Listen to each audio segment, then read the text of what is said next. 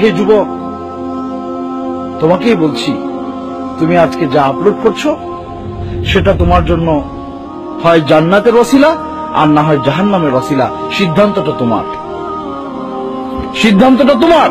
তুমি কি জান্নাতে যাওয়ার জন্য কাজ করছো না জাহান্নামে যাওয়ার জন্য কাজ করছো? সিদ্ধান্তটা তুমি নিবা। আল্লাহ সুবহানাহু ওয়া তাআলা পবিত্র কোরআনে সূরা নূরের 19 নম্বর আয়াতে বলছেন, ইন্নাল্লাযীনা ইউহিব্বুনা আন তাশিআল ফাহিশা ফিল্লাযীনা আমানু লাহুম আযাবুন আলীম।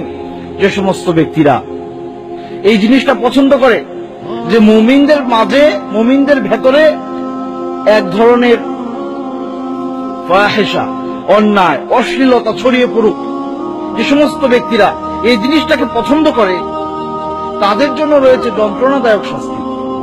সুতরাং যে সমস্ত ব্যক্তিবর্গ আজকে এই প্রযুক্তিকে কাজে লাগিয়ে অনলাইনে, ফেসবুকে, ইন্টারনেটে নানান ধরনের সাইট খুলে দিয়েছেন, পর্নোগ্রাফি থেকে শুরু করে যা মনে যাচ্ছে তাই দিচ্ছেন, আপনারা মনে রাখবেন, আপনাদের এই একটা মাত্র ছবি আপলোড অথবা একটা মাত্র লেখনী আপনি যেটা দিয়েছেন, যে লেখনী পরে মানুষ পথভ্রষ্ট হচ্ছে, পথ হারিয়ে ফেলছে, আপনার যে ছবিটা দেখে একজন যুবক সে তার যৌবনকে বিপথে কাজে লাগাচ্ছে, আর এই ছবিটা কিয়ামত পর্যন্ত যতজন মানুষ দেখবে, যতজন মানুষ এই আপনার লেখাটুকু পড়বে, কিয়ামত পর্যন্ত যত মানুষ আসবে তাদের অপকর্মের একটা অংশ আপনার আমলনামায় লেখা হবে, এতে কোনো সন্দেহ নেই।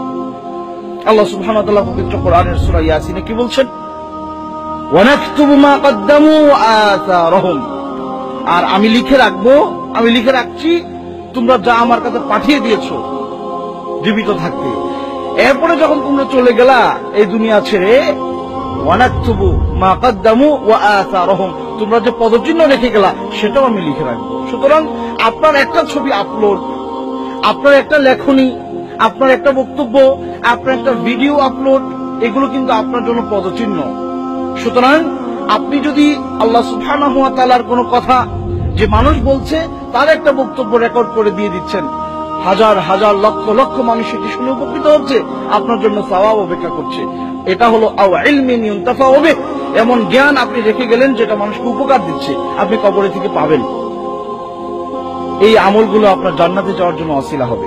পক্ষান্তরে যে ব্যক্তি এখানে একটা খারাপ ভিডিও আপলোড দিল, একটা নগ্ন ভিডিও আপলোড দিল, নগ্ন ছবি আপলোড দিল, খারাপ বক্তব্য লিখে দিল যেটা পড়লে মানুষের বিপদে যাওয়ার পথ সোজা হয়, তাহলে ওই ব্যক্তি যিনি এটা করে গেলেন সেটা তার জন্য এমন গুনাহ কিয়ামত পর্যন্ত, যেটা আল্লাহ সুবহানাহু ওয়া তাআলা লিখতে থাকবেন। যত মানুষ এই জিনিসগুলো দেখে বিপদে যাবে, যত মানুষ, লক্ষ লক্ষ কোটি কোটি মানুষ বিপদে যাবে।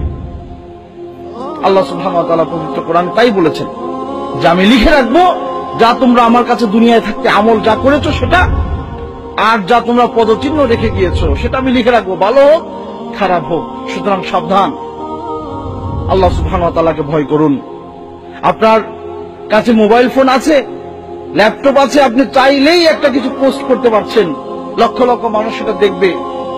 সুতরাং সাবধান, আপনি সাবধান হয়ে যান। আল্লাহ সুবহানাহু ওয়া তাআলার সামনে কিন্তু এই একটি মাত্র আমল হয়তো আপনার জান্নাতে যাওয়ার ওসিলা হবে, আর না হয় জাহান্নামে যাওয়ার ওসিলা হবে। আপনি কল্পনাও করতে পারবেন না যে আপনার একটা মাত্র কথার কারণে কত লক্ষ লক্ষ মানুষ দ্বীনের দিশা পেয়েছে, কত লক্ষ লক্ষ মানুষ দ্বীন বুঝতে সক্ষম হয়েছে আপনার একটা মাত্র বক্তব্যে, আপনার একটা মাত্র কথায়, আর কত কোটি কোটি মানুষ আপনার একটা মাত্র কথা বা বক্তব্যে তারা পথ হারিয়েছে, আপনি কল্পনাও করতে পারবেন না। সুতরাং সম্মানিত উপস্থিতি, আসুন এই ব্যাপারগুলো আমরা খুব সতর্ক হয়ে, সতর্ক দৃষ্টিতে আমরা এই ব্যাপারগুলোকে কাজে লাগাই।